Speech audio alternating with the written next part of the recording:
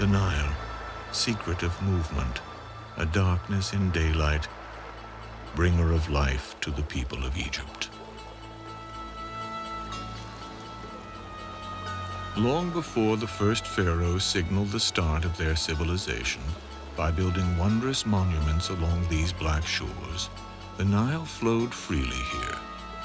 It was the source of life for small bands of wanderers who lived along these fertile banks. Fish and fowl were abundant, and there were crocodiles and hippopotamuses to hunt. Each spring, the river would flood, depositing a layer of rich, dark mud from which wild barley grew. These prehistoric people of the Nile harvested their bounty with stone blades and arrowheads. Life here was so dependent on the river that the Greek historian Herodotus would later call Egypt the gift of the Nile and the temple of the world. Scratch upon a rock on these cliffs or deserts of the Nile Valley, and the mark is left forever. Into this land, 3,000 years before Christ, would be the central figures of ancient Egyptian civilization, the Pharaohs. From the beginning, the land along the Nile was divided naturally into two regions. The narrow river valley that extended northward from the African continent was called Upper Egypt. The lush delta region where the branches of the Nile empty into the Mediterranean Sea was called Lower Egypt. Joined together, this would become the Egypt of history.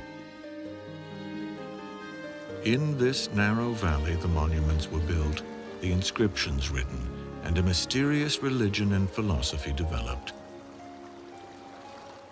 This valley of the Nile, protected by the deserts which close it in, is the land of the Pharaohs. The word Pharaoh means simply great house, and it was the mission of the Pharaohs to establish their spiritual and political supremacy over all that lived in the land. The foremost symbol of this kingship was the crown. One of the two most important was the white crown, a tall, slender headdress with a rounded top. It signified its wearer as the ruler of Upper Egypt. The red crown signified the ruler of Lower Egypt. When the two were combined and worn at once, the crown signified the Pharaoh of all Egypt. The Pharaoh also carried ceremonial tools called the crook and the flail. It is believed that the crook was shaped after a shepherd's staff and characterized the Pharaoh as a shepherd of his people. The flail was symbolic of both a weapon and a tool for threshing wheat. When crossed across the Pharaoh's chest, they signified his power to lead, protect, and provide for his people. Nearly every aspect of ancient Egyptian life was believed to be controlled by gods. Often the god was represented by an animal, a reflection of the awe with which these Nile dwellers regarded the creatures that shared their fertile homeland. The ruling pharaoh was believed to be the embodiment of the hawk-headed god, Horus, ruler of the sky and lord of heaven. Above all, the ancient Egyptians believed their life on earth and the order of the universe was controlled by a force they called Ma'at. Pharaoh's job description might be described as maintaining Ma'at. Everything must function according to Ma'at, or the universe, the ordered universe, might collapse into chaos.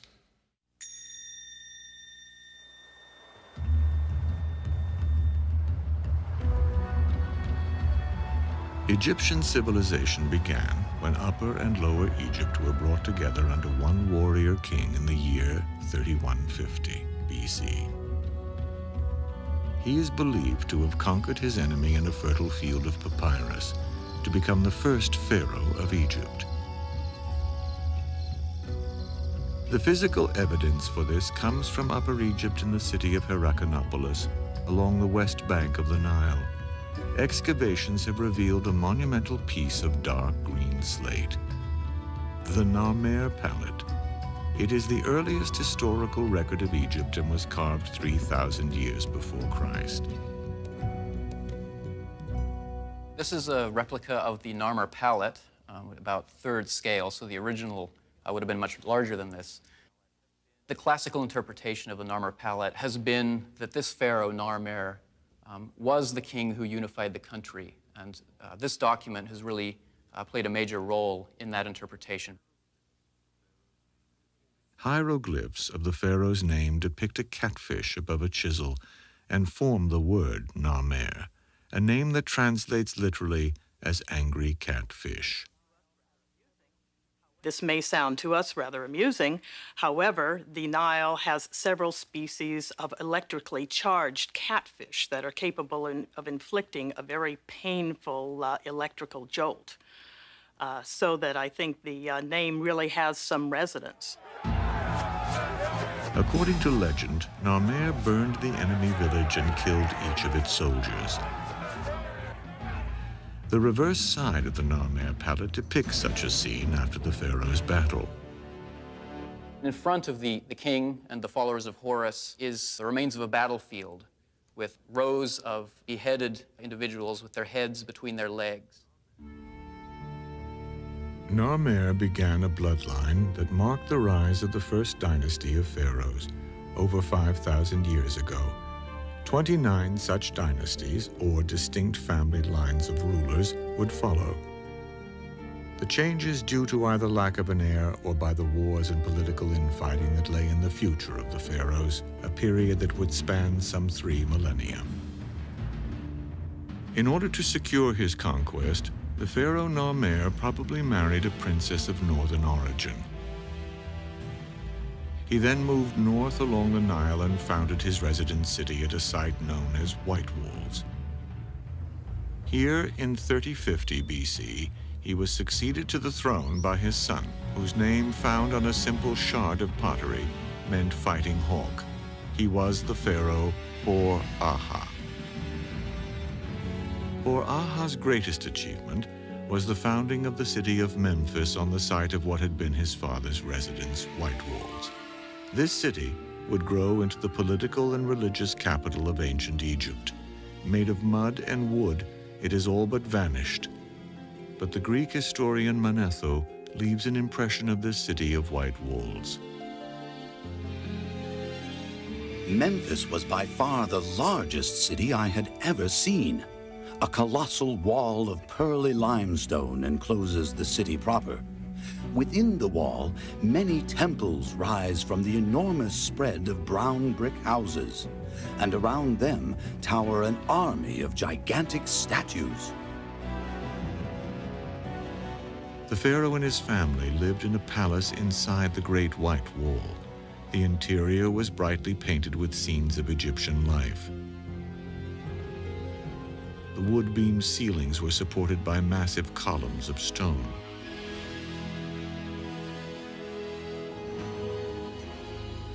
The pharaoh's morning began with a ritual bath that was witnessed by members of his court and his attendants. Because he was required to appear before his people dressed as a god, hygiene and appearance consumed a great deal of King Hor-Aha's time. During this period in Memphis, the hippopotamus was a prevailing symbol in Egyptian culture. Hunting them, in fact, was considered a great sport of the nobles and pharaohs like Hor-Aha, who pursued them in the marshes along the swamps at the edge of the Nile. It was on such a hunt that Egypt would see its pharaoh, Hor-Aha, killed at the age of 62. According to the legend told by an ancient priest, Hor-Aha was carried away from his people in the jaws of a hippopotamus. But did the pharaoh Hor-Aha really die this way? The hippopotamus also has a religious implication, because the male hippopotamus was the embodiment of the god of evil, called Seth or Set. S-E-T-H. And one wonders, with this story preserved by a priest, whether it's a reflection somehow of the king being carried away by the embodiment of evil. Perhaps the 62-year-old pharaoh really was carried away by old age, and the ancients attributed his death to their god Seth, the bringer of fierce storms of the desert, whom the Egyptians sought to appease. We may never know how the pharaoh Huraha really died, but we can visit his tomb in search of clues at an ancient burial ground on the edge of the desert.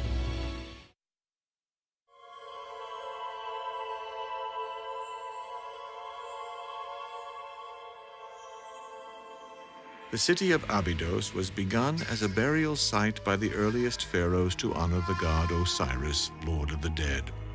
It was the legendary rebirth of his body that gave rise to the ancient Egyptian belief in life after death. 40 feet below the desert's surface is what remains of the Osirion, the temple at Abydos where the ancient Egyptians worshipped the god Osiris as a symbol of resurrection. Its walls are inscribed with chapters from the Egyptian Book of the Dead, a set of instructions designed to enable the deceased to safely pass through to the next world. Until now, most bodies had been simply buried in a shallow pit. The natural drying effects of the desert sand against the corpse resulted in a withered human form in a very short time. To shield their earthly remains for all eternity, the pharaohs of the first dynasty built sturdy tombs here. Once buried at Abydos, the pharaohs believed they would join their god in the afterlife, and indeed continue to rule and keep order in the universe forever. The tomb that awaited the pharaoh at Abydos was called a mastaba, the Egyptian word for bench. Made to endure forever, the mastaba was built of sun-baked mud bricks with a flat roof and sloping sides. Inside were compartments stocked with an array of food, tools, and furniture intended to fortify the king for eternity. Under this structure was a shaft that led to an underground chamber lined with brick.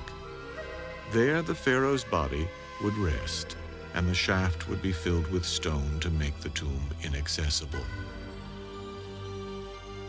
Most scholars agree that the ruins of this tomb, which archaeologists call Tomb B19, once held the remains of the pharaoh Huraha. Around him were the burial pits of his faithful servants, concubines, and even pet dogs, who were all sacrificed and expected to accompany him into the afterlife. In time, such sacrifices ceased, and burial near the pharaoh was reserved for royal family and valued subjects. Another tomb close by was labeled with the name Bener-Ib, which translates literally to sweet heart. It is possible that this was the tomb of Huraha's queen, or possibly his favorite concubine. The death of the pharaoh Huraha marked the start of a period of growth and prosperity for Egyptian civilization that would last for more than 800 years.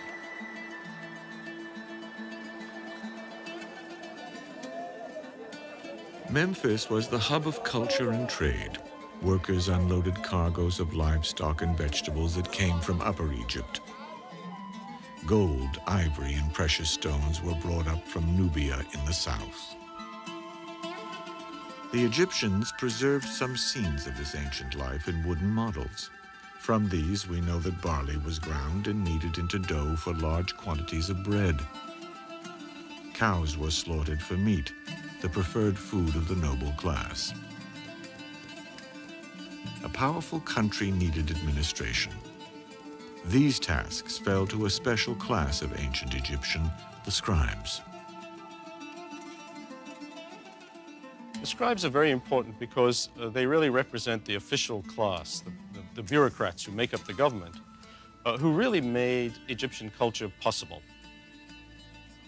The pharaoh was the leader, but without the bureaucratic structure to fulfill what he thinks is needed, the Egyptians couldn't have achieved what they had to achieve. But it's important to remember that only maybe 5% of the Egyptian population at any time were actually literate. As a practical matter, the pharaoh had to delegate most of his duties to officials called viziers, second only to a pharaoh in status. These Egyptian high officials were schooled as scribes and were often depicted sitting cross-legged with their papyrus laid across their lap. This was the customary posture for writing. Not only did the scribe ensure the pharaoh's wishes were carried out, he ensured a record would be left for history.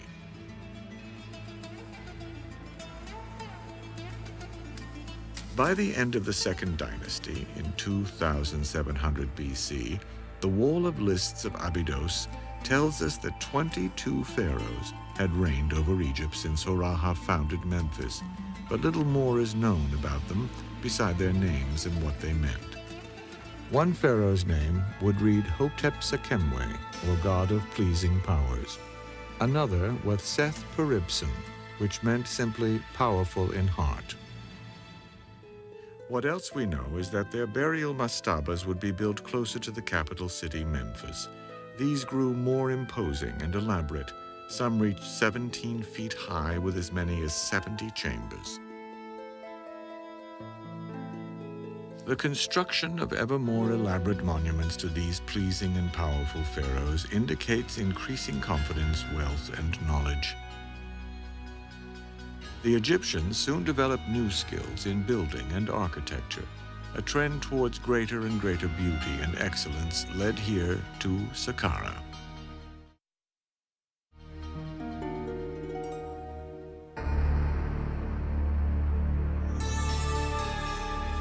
Located south of the modern city of Cairo, this remarkable stone edifice is the funerary complex of King Djoser, the first pharaoh of the Third Dynasty. With the reign of Djoser, which began in about 2630 BC, the power of the pharaoh was absolute. Everyone, from the proudest administrator to the lowliest slave, was subject to his dictates. It was Djoser, whose name meant the most sacred one, that first began to explore the vast mineral wealth of the Sinai Peninsula that lay across the Gulf of Suez to the east. Here he would discover rich deposits of copper and turquoise that added to his wealth. He sent boats up the Nile to extend his rule and the borders of Egypt as far south as Aswan. To proclaim his exalted status, Djoser commissioned the first pyramid ever built in Egypt, the Step Pyramid. 200 feet high, the towering six-tiered step pyramid dominates the horizon and the elaborate burial complex which surrounds it. King Djoser's burial complex is very important because it is the first monumental building built entirely out of stone, the first time in history. Even more important, it gives us the idea of how a funerary complex is going to look like in Egypt from that time on. As a burial monument, it was truly a staircase to heaven. As an architectural achievement, it pays homage to the pharaoh Djoser's mysterious chief architect and scribe Imhotep. An inscription from his period contained this tribute. Seal bearer of the King of Egypt, one who is near the head of the king, director of the great mansion, royal representative, high priest of Heliopolis, Imhotep, the carpenter and the sculptor. Imhotep, I suppose in a modern idiom, we'd call him the Leonardo da Vinci of ancient Egypt. He was brilliant. He was everything. He was second only to the king. He was the vizier, the chief statesman. He had many high titles. But who was he? We don't really know. All we know is his status at the time, that he was the genius who built the stone pyramid. The tomb Imhotep designed for the pharaoh Djoser took the old mastaba form to new heights. Imhotep actually built 6 mastabas of diminishing size, one on top of another, by assembling hundreds of thousands of white limestone blocks. The result was a monument to his king that could be seen for miles on the desert horizon. The building of this first pyramid also coincided with Josiah's choice of the sun god Re as the country's dominant deity. To honor Re, the temples adjoining the pyramids would be built with their entrances toward the east to face the rising sun.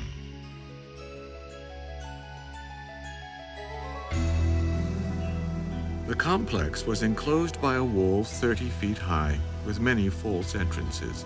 This served as a symbolic setting for Josiah's Hebsed festival, a ceremony that celebrated the pharaoh as a magical symbol of fertility.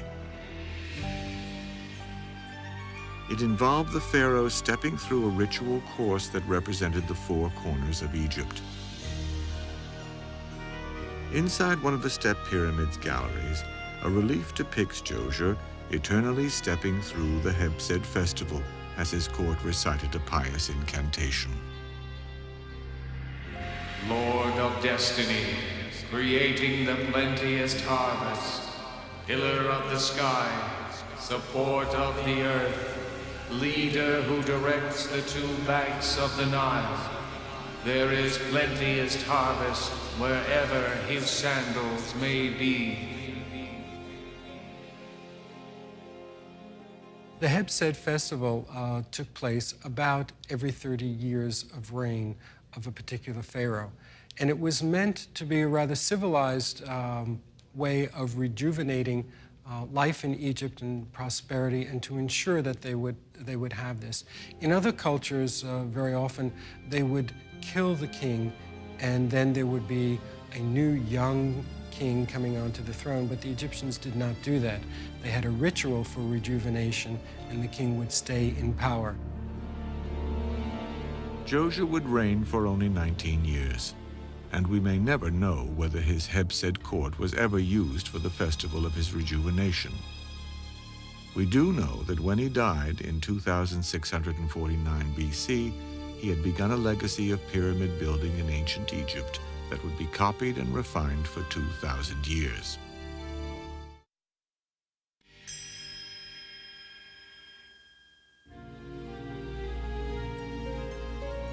The name Snefru meant bringer of beauty, and his reign over Egypt would last 24 years. Snefru's predecessor Djoser had pushed the Egyptian border as far south as Aswan. Now Snefru sought to stretch his influence further, sending a campaign deep into Nubia to settle in the city of Buhen. This was used as a base for mining expeditions, trade, and conquest. He is said to have returned with 7,000 captive Nubians, presumably to use as laborers, and 200,000 head of cattle. This carving celebrates a raid on turquoise mines in the Sinai Peninsula and depicts Snefru killing an enemy. Its inscription calls the pharaoh a great god who conquers the foreign lands. Another of the chief commodities sought by the pharaoh was timber. Much wood was needed to make furniture and provide beams for the homes of the wealthy. But such trees were scarce in Egypt, and the nearest source would require the Egyptians to travel by sea. The pharaoh ordered construction of 60 merchant ships. Soon there were fleets of graceful sailing vessels en route to Byblos in Lebanon. One of Snefru's scribes would record the bringing of 40 ships filled with cedar logs. Wall inscriptions from this time also tell us that Snefru awarded estates built of cedar logs and mud bricks to his high officials, but he was careful that they were widely separated to discourage them from banding together to form their own sub-kingdom. Still, the king found time to celebrate. By all accounts, life was sweet under Snefru's rule. Egypt in the 3rd millennium BC was a land of peace and plenty.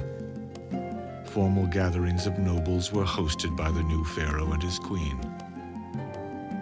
Members of the court feasted on figs and fattened ducks. These people of ancient Memphis were lovers of beauty and fashion. They wore wigs, eye paint, and fine linen robes, when they wore much at all. The ancient Egyptians also paid great attention to fragrance, because body odor was a sign of sinfulness. For this reason, cones of perfumed fat were worn on the heads of eligible women. Over the course of a long, hot evening, the cones would melt and run down over their bodies.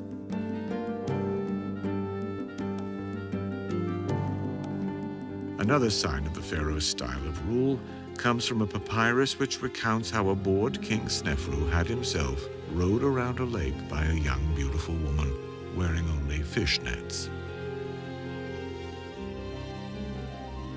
Ultimately, the ancient people of Egypt were bound to the past as embodied by the spirit of the departed.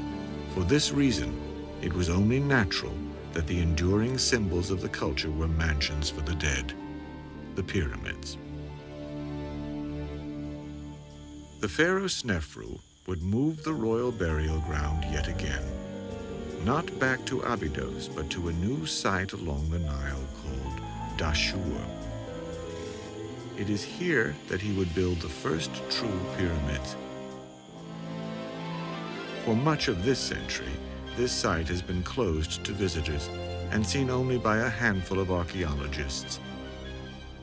Newly opened, the site offers a rare glimpse of Snefru's spectacular constructions as they dominate the desolate, almost lunar horizon here.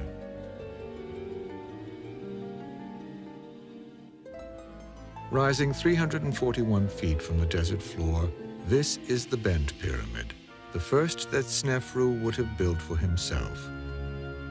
Snefru named it the Gleaming Pyramid of the South, and its shape led some scholars to suggest that the pharaoh died suddenly and his pyramid had to be finished hastily. In truth, the curious shape reveals much about Snefru's pyramid builders. The Bent Pyramid is probably one of the first major lemons that we can find in history. When they originally started building the pyramid, the Egyptian architects didn't realize that the ground on which the pyramid was built could not carry all that weight. So as a result, when they got halfway up, the interior of the pyramid started cracking. There were all kinds of structural problems. So one of the ways they tried to fix it was to change the angle of the pyramid to a less steep slope so that there would be less mass of rock on it. Inside, Snefru had this limestone relief of himself placed on the wall of a chamber. It depicts him dressed for his renewal or Hebsed festival and wearing the double crown that signifies him as the ruler of Upper and Lower Egypt. Outside his misshaped pyramid, he supervised the building of an elaborate funeral temple, part of which can still be seen.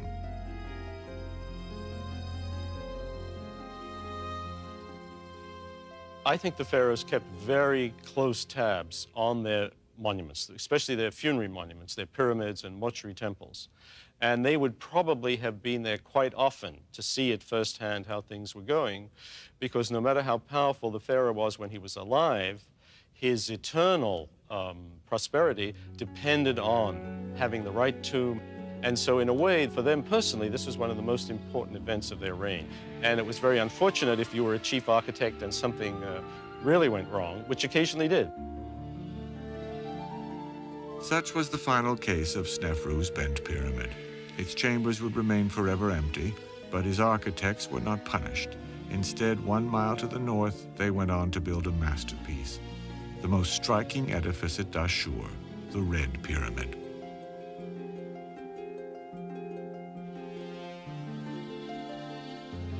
Standing 344 feet high, this is the first true smooth-sided pyramid to be built in the world.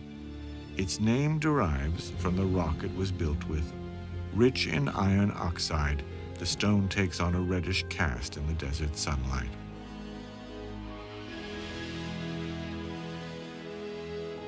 The design of the Snefru's Red Pyramid closely followed the emergence of the sun god Re as the country's dominant deity. The pyramid was conceived to resemble a sunburst in stone. its sides reproducing the slant of the sun's rays as they angle toward the earth through a cloud break. The pyramid also represented the pharaoh's divine place in Egyptian society. The king is at the apex, the pharaoh, and it spreads down, widening out. The immediate family are the closest and higher portions until you get right down to the broad base. It tells us how unified the kingdom was, how the king, the pharaoh, could call upon forces to build, and people were pleased to work on this because it was a monument to the king when he became a god after he died, and in so doing it ensured their own well-being on earth.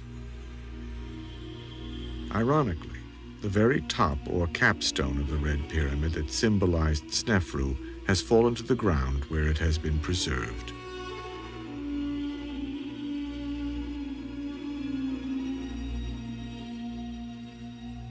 In a mastaba south of the pyramid were buried Snefru's high priest Rahotep and his wife Norfret.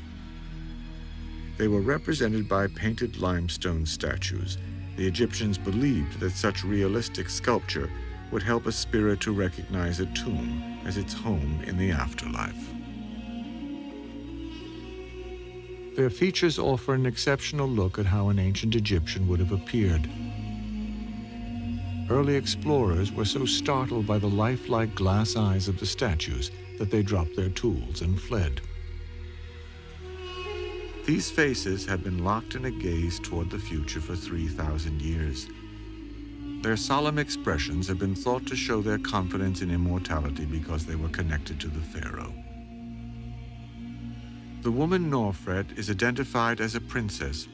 In addition to the title of high priest, Rahotep's statue is inscribed King's Son of his Body.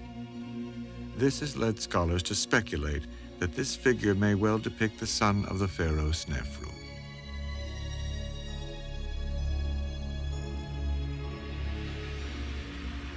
Snefru himself was destined to be buried in his masterpiece, the Red Pyramid. Inside, a magnificent hallway passage opens to a burial chamber with ceilings that stretch 45 feet high and appear to be held in place by beams made of stone. Though long ago emptied by tomb robbers, the chamber would have held unimaginable riches and ultimately its royal occupant, the pharaoh's corpse. Here, the dead pharaoh was thought to gaze through the shaft to watch day turn into night. Sealed in a stone tomb, a body would quickly decompose from moisture. The ancient Egyptians realized they were actually destroying what they were hoping to protect, and so, upon Snefru's death, he would become something else.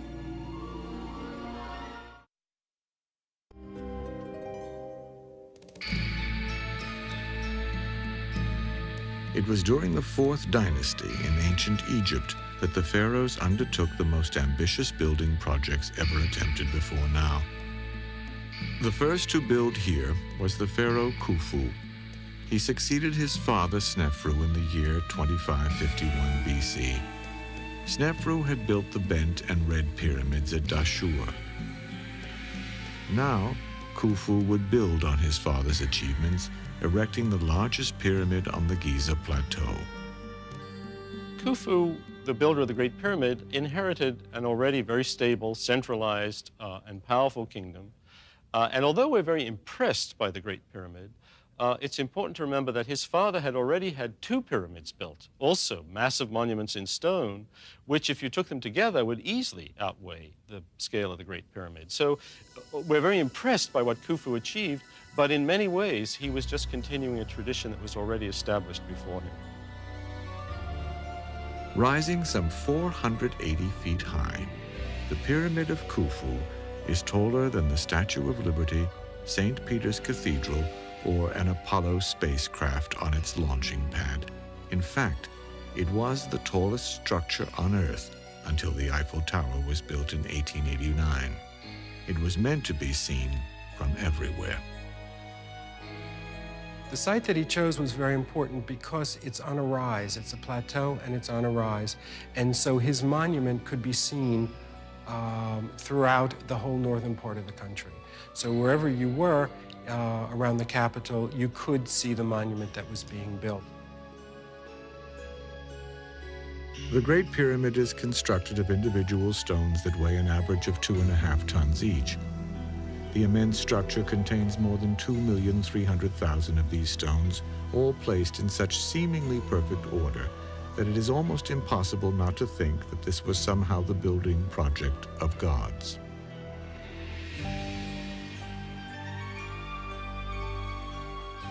Inside, a chamber known as the Grand Gallery was built near the top. It is a red granite room, the final resting place for the pharaoh. At the far end of the chamber is the red granite sarcophagus of the pharaoh Khufu, for whom the Great Pyramid was built.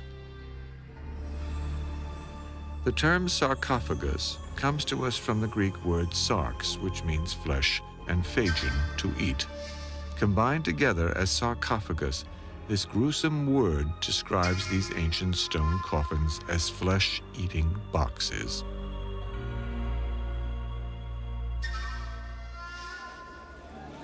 How the Egyptians quarried, shaped, and moved so much stone to the Giza Plateau has baffled scholars for centuries. They had no beasts of burden or wheels strong enough to carry the weight. By this achievement, his pyramid transformed Khufu into the very symbol of absolute rule, and the 5th century Greek historian Herodotus chronicled the pharaoh's extreme cruelty. Khufu drove them into the extremity of misery. For first, he shut up all the temples to debar them from sacrificing in them. And thereafter, he ordered all Egyptians to work for himself. To some was assigned the dragging of great stones from the stone quarries in the Arabian mountains as far as the Nile. The people worked in gangs of 100,000 for each a period of 3 months. The pyramid itself took 20 years in the building. But to such a pitch of wickedness did Khufu come that when in need of money, he sent his own daughter to take her place in a brothel. Modern-day scholars are skeptical that Khufu was truly an evil king. The notion that Khufu was a harsh ruler seems to have originated in a text that dates to a much, much later period, in which he is seen as sort of a bored or even an indifferent ruler, not to say necessarily harsh. That idea was picked up by the later Greek historians, and we are told that he was truly a tyrant. But really, there is no contemporary evidence. In fact, there is little written history at all describing the builder of the Great Pyramid, and aside from a granite head thought to depict him, only a tiny statuette of him carved in ivory has survived to the present.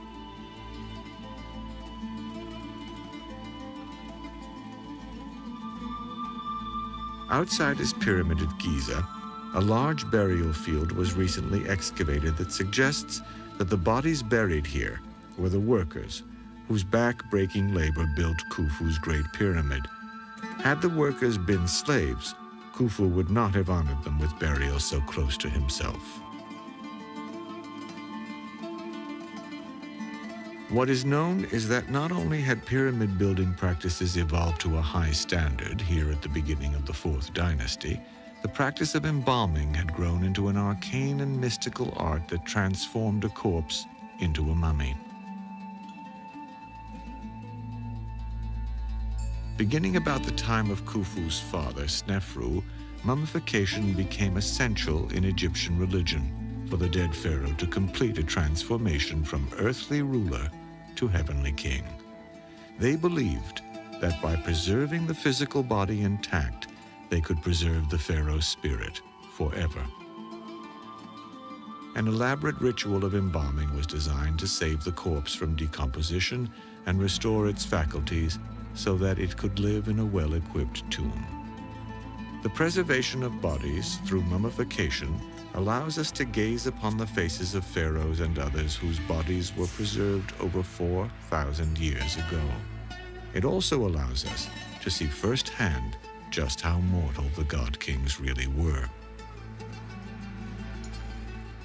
Through medical analysis, modern doctors know that the pharaohs suffered from gallstones, tuberculosis, polio, appendicitis, hernias, club feet, and cholera. Outside Khufu's pyramid were found these pits in which mysterious pieces of cedar wood native only to Lebanon were found. Archaeologists were able to remove and then reassemble all the fragments.